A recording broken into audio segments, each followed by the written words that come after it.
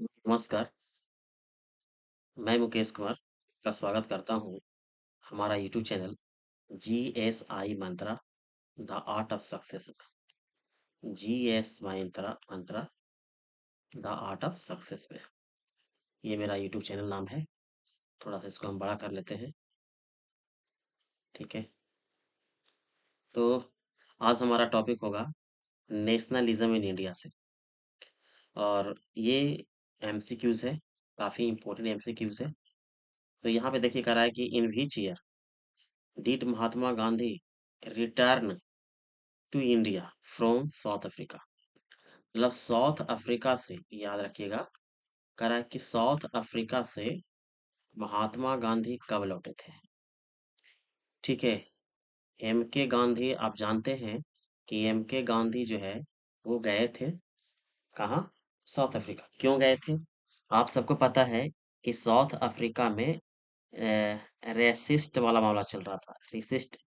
Resist वाला मामला चल रहा था। ठीक है, मतलब नस्लवादी विचारधारा वहां चल रहे थे। नस्लवादी नस्लवादी विचारधारा मतलब काला और गोरा का भेदभाव चल रहा था। तो उसको दूर करने के उद्देश्य से महात्मा गांधी जी अफ्रीका जाते हैं। लेकिन करीब करीब यहाँ 20 से 22 साल तक वहाँ रहते हैं। तो कह रहा है कि महात्मा गांधी इतने सालों बाद जब लौटते हैं तो इंडिया में तो वो टाइम क्या था, कौन सा ईयर था। तो आप लोग देख रहे होंगे वो टॉपिक है 1913, 1914, 1915, 1916। तो ये वो टॉपिक क्या है? 9 जनवरी 1915 को वो लौटे थे। मेन डेट है 9 जनवरी। 9 जनवरी, ठीक है, 9 जनवरी को, ओके, 9 जनवरी को वो 9 जनवरी 1915 को इंडिया लौटते हैं। ठीक है, लौटने के बाद ये जो डेट है 9 जनवरी का डेट, इसे प्रवासी दिवस के रूप में भी मनाया जाता है। ओके, सेकंड क्वेश्चन कह रहा है कि where did Mahatma Gandhi successfully organise his first satyagraha movement in India. याद रखना है, इंडिया की बात कर रहा। अगर वही सीधे इंडिया ना कहते, यहाँ लिखा ओनली लिखा रहता कि सत्याग्रह की शुरुआत सबसे पहले कहाँ से किए थे, तो ऑप्शन में रहेगा साउथ अफ्रीका। ठीक है, लेकिन यहाँ इंडिया दे रहा था। इंडिया में कहाँ से सबसे पहले अपना सफल सत्याग्रह की शुरुआत किए, सफल सत्याग्रह मूवमेंट की शुरुआत किए। तो देखिए यहाँ आप समझिएगा कि जब इंडिया में महात्मा गांधी जी आए 1915 में, तो उस समय इंडिगो की खेती बड़े पैमाने पर चल रहा था। इंडिगो की खेती, तो खास करके जो इंडिगो खेती हो रहे थे वो हमारे बिहार के चंपारण से हो रहे थे। कहाँ से हो रहा था? हमारे बिहार के चंपारण से हो रहा था। तो चंपारण में लोग इंडिगो खेती करना पसंद नहीं करना शुरू किए। तो भाई यहाँ से सबसे पहले जो सत्याग्रह की सफल प्रयास किया, सक्सेस मिला, वो था चंपारण से। चंपारण कहाँ पड़ता है? बिहार में। क्लियर हो गया? अब आइए बात करते हैं आगे। अगला क्वेश्चन क्या कर रहा है? Nine why did Simon Commission come to India and why was it boycotted by Indians. कह रहा है कि Mahatma, sorry, Simon Commission India क्यों आई? पहला क्वेश्चन। सेकंड इसी में घुसा दिए हैं कि इंडियन जो लोग थे इनको बायकॉट क्यों किए। ठीक है, तो यहाँ कुछ ऑप्शन दिए हैं। It came to look into the functioning of the constitutional system, boycott because it had no Indian members. तो देखिए ये बात सही है कि जो कॉन्स्टिट्यूशनल सिस्टम थे उनको देखने के व्यू से, उनके कार्य को देखने के व्यू से आए थे। और लोगों ने बायकॉट बायकॉट इसलिए किया था क्योंकि इसमें एक भी इंडियन मेंबर शामिल नहीं थे। तो अब आप आगे पढ़ने की आवश्यकता नहीं है, आंसर यही हो जाएगा। ऑप्शन ए इसका सही आंसर होगा। आप जानते हो कि साइमन कमीशन इंडिया आई थी, ठीक है ना? साइमन कमीशन जो है इंडिया पहुंचते हैं, ठीक है? तो साइमन कमीशन इंडिया पहुंचने के पीछे रीजन क्या था? देखो एक बात ये है कि 1950 1919 में एक एक्ट पास हुई थी जिसे कहते हैं Indian government act. Indian government act पास हुआ था, है ना? 1919 में इसमें ये प्रावधान किया गया था, ये प्रोविजन था कि आने वाले 10 साल बाद, 10 इयर्स बाद, 10 इयर्स लेटर में एक कमीशन आएगी इंडिया, जिसमें कुछ मेंबर, सब मेंबर शामिल होंगे। कुछ मेंबर्स जो होंगे वो इंडियंस भी होंगे। कौन होंगे? इंडियंस भी होंगे। ठीक है। लेकिन इसमें एक भी इंडिया शामिल नहीं किया गया और 10 साल बाद होना था अर्थात 1929 में आना चाहिए था। लेकिन ये आया 1928 में। कमीशन बनी 1927 में। दिसंबर 1927 में कमीशन बन गई। ठीक है। आया जनवरी 1928 में। तो सवाल लोगों ने किया कि आखिर ऐसा क्या कारण था कि 27 में बना दिया गया, 28 में आ गए और एक भी इंडियन को शामिल नहीं किया गया। इसलिए इस कमीशन को नाम दिया गया व्हाइट कमीशन। ठीक है ना? इस कमीशन का नाम दिया गया व्हाइट कमीशन।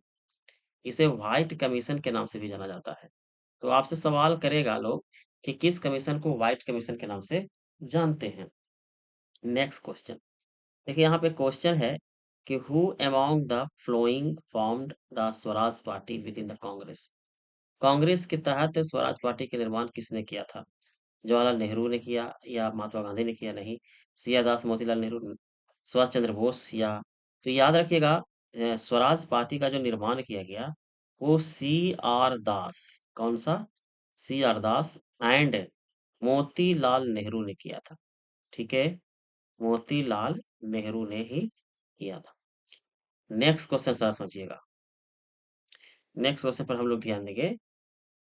अगला क्वेश्चन ये कह रहा है कि eight which session of the Indian national Congress watch demand पूर्ण स्वराज कंप्लीट इंडिपेंडेंस फॉर्मलाइज्ड। तो कह रहा है कि किस सेशन के दौरान भारतीय राष्ट्रीय कांग्रेस ने पूर्ण स्वराज का डिमांड किया अर्थात कंप्लीट इंडिपेंडेंस का डिमांड किया? वो कौन सा सेशन था?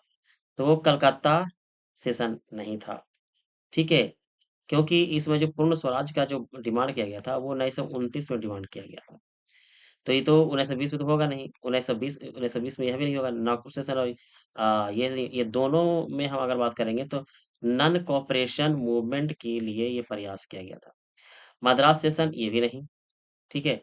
लाहौर सेशन ये इम्पोर्टेंट है।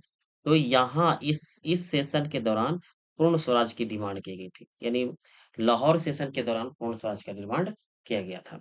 और आपको पता होना चाहिए कि इसी दौरान 1930 में, ठीक है, 26 जनवरी का वो टाइम था। तो 26 जनवरी का वो टाइम था और रखा गया था कंप्लीट इंडिपेंडेंस। इसीलिए सबसे पहले फ्लैग का निर्माण, फ्लैग जो है ना, जो फ्लैग था उसे लहराया जाता है। और आपको ये भी पता होना चाहिए कि हमारा संविधान 1949 में बन के तैयार हो जाता है। लेकिन 1950 में इसका इंतजार किया जाता है। किस कारण से? इसी दिन का इंतजार था, 26 जनवरी को।